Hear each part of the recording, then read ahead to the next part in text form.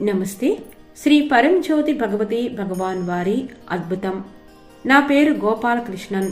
నేను తమిళనాడులోని తిరునల్వేలికి చెందినవాడిని. ధర్మంతో నా ప్రయాణం 1995లో పవిత్రమైన వరయజ్ఞ తరగతి ద్వారా ప్రారంభమైంది. కానీ నిజానికి నా నిజమైన దీక్షా తరగతికి ముందు రాత్రి జరిగింది. నేను నేమం వద్ద నిశ్శబ్ద కొడుల కింద నిద్రిస్తున్నాను.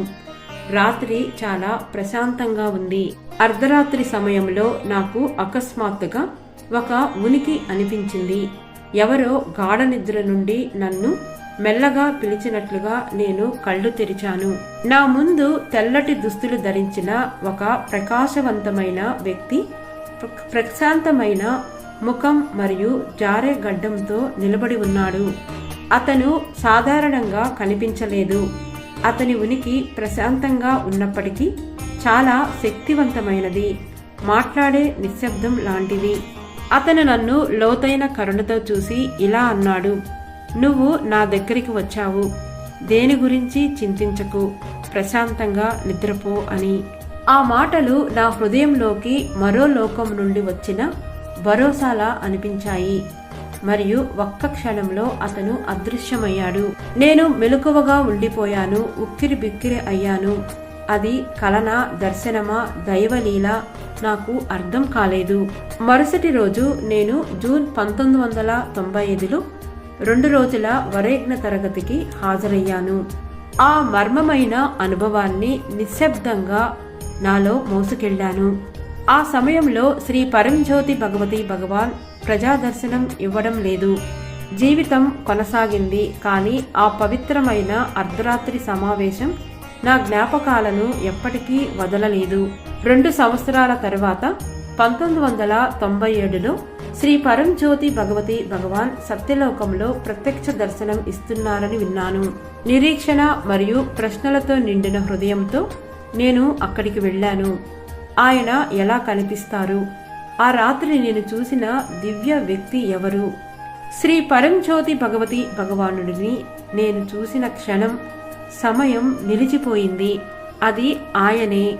అదే తెల్లని దుస్తులు ధరించిన రూపం, అదే కరుణామయ సాన్నిధ్యం. 1995 రాత్రి నిశ్శబ్దంలో నన్ను మేల్కొల్పిన అదే దివ్యముఖం. ఆ క్షణంలో ప్రతిదీ స్పష్టమైంది. నన్ను పిలిచింది శ్రీ పరంజ్యోతి కల్కి భగవాన్ అని.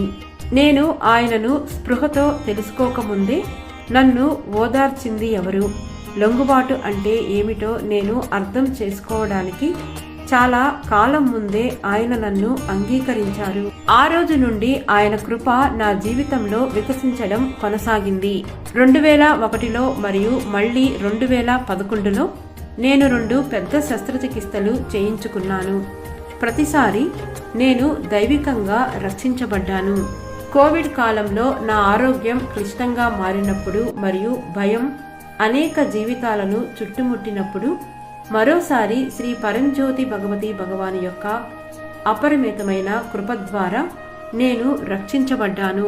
దైవ దీవెనల వల్ల నా ఏకైక కుమార్తెకు మంచి వైవాహిక జీవితం లభించింది. నేడు ఆమెకు 2 అందమైన పిల్లలు ఉన్నారు మరియు మా కుటుంబం శాంతి మరియు ఆనందంతో జీవిస్తోంది.